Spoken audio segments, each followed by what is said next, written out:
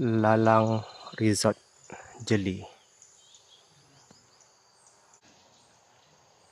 Persekitaran Lalang Resort Jeli.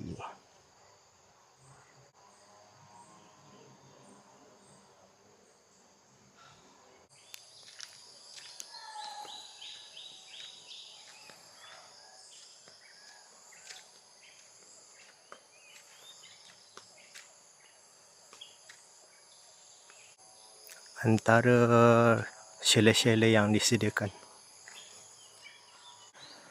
Chalet-chalet yang terdapat di Lalang Resort Jeli. Persekitaran Lalang Resort Jeli di kawasan yang berbukit. Terdapat juga swimming pool. Jalan menuju ke swimming pool. Persekitaran swimming pool di Lalang Resort Jeli.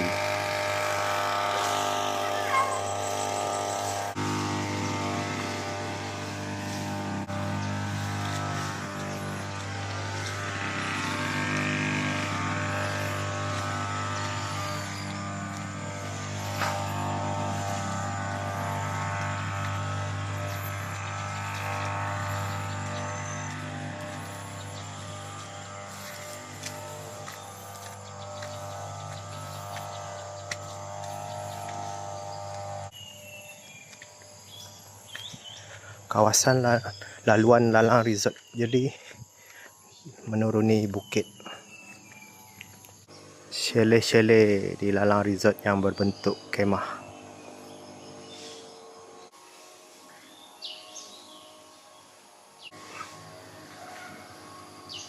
Tandas disediakan di luar kemah.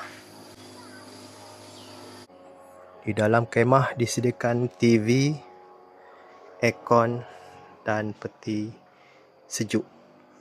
Bilik juga dilengkapi dengan 2 tilam queen. Okeylah, semoga berjumpa lagi di lain masa, di lain hari, di lain ketika, berkaitan tempat-tempat yang menarik dan tempat-tempat untuk